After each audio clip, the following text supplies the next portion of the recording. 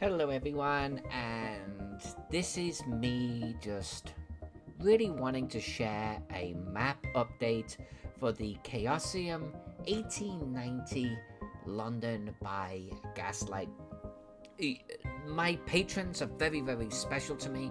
I want you to actually get these behind the scene looks, and so let's do it. I want to give you a 5-minute tour of kind of where I'm at with things, and you're probably wondering, where did the buildings go? Well, let me show you a few things that I've been doing here. First and foremost, this map is getting big. Okay, I think we're probably hitting about 4 gigabytes in size at this point. So I've actually started creating some smart objects across the scenes, and it kind of almost exports these layers or groups of layers as separate files and then references those separate files. That's helping with performance. My machine's actually a bit of a beast, but it needs help at this point, you know. I have turned these buildings off, and you can still see them right here. Here we go. Here is London by Gaslight. I think it's looking pretty good. Last time I think we spoke, I was talking about the fill that I wanted to actually look at, this hatch fill. I've got it applied right here. I'm going to start weathering it though, kind of like degrading it a little bit so it looks like it's kind of, you know, a few years old and maybe the ink's coming off the paper a little bit. I'm going to do that all over. This is a little bit too precise right now, but I'm happy with the result. I do have to get some main roads colored in as well, but I've got all my parks and things like that done. I've also, don't zoom out yet, I've also got my border in. The border is actually modeled off, I want to say 2 or 3 references where they use this style here, which it's simple, but it works, right? And then there's some that actually have grid positions, and some of them do them inside, some of them do them outside. This is my crop area, so I need to put them on the inside a little bit, and I think it actually looks better this way. So I've got this here, which is historically sort of referenced with the inside line, and I've got my grid, and I'm going to talk about the grid in a moment. The references here with the AB and the 1, 2, 3, these are also taken off maps from the period, because they could actually reference these, like A2 is where a certain building is, or B3 is where a certain building is, and they did that a lot. So that could be actually kind of fun. And Chaosium is talking about, even on some zoom-ins, using these references as part of the book, which would be kind of neat, right? I also think this here, without making it too decorative, and they did get decorative, but sometimes they were a little bit on the simpler side, and I prefer the simpler approach. I think it doesn't detract from the map itself, so I like that. They didn't do this historically. I mean, they had some maps where they would actually spill out with like an area, like, you know, this, and literally they would just it was almost like an afterthought and go, oh shoot, we've got to put a park over here, and they would do like this whole thing spilling beyond the border. I'm kind of though playing with ghosting out the edges, so my labels are clear and it's obvious that we've kind of moved into our frame, but at the same time we can still see the map that I've drawn there. And I think I like the look, because if we completely got rid of everything and I've got to do something with this number 6, and I will, but if we completely got rid of everything in the background, then we're gonna lose like some of the nuance of King's Cross here, for example, you know, this lovely rail system. So I kind of want to keep it. I kind of want to see if I can get away with this. Let me know in the comments, by the way, what you think, but I think this works.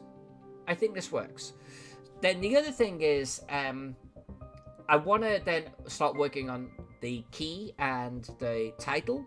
The title is going to go up in the top right. The key is going to go down in the bottom.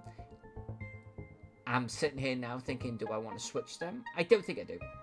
And the title, I am going to modify a version of this. They loved doing this, by the way. It was a thing. They would name the map Bacon's New Map of London type of deal. I'm going to do something like this. I love this lettering. But what I'm thinking about doing is more like, let me just turn off this example here. In fact, this is, by the way, this is why I had the buildings turned off. But it, like, if I turn these off, oh, come on. Oh, have I not turned ink off? Ink, there we go. I'm thinking about Stafford's New Map of London. What do you think? Like as an homage? So that I'm working on that right now. Stafford's New Map of London. I'm gonna draw this in so I can get the actual look of this font right here. So that's what I'm working on as Stafford's New Map of London. Couple of things, look at this. Divided into half-mile squares and circles. How adorable is that? And that's one reason why I hid my buildings. Because these squares are half-mile squares, but they do circles too. So, and this is how they did it. And they would have a little point in the center. They would mark it on the map. And they would come out in these half-mile circles. I would never do this normally on a map. But I saw this in one of the reference materials and I was like, I gotta do it. I have to do this. And it's kind of unique, right? And it's actually, I think it's kind of beautiful without the buildings on there. You know, this is kind of cool, I think.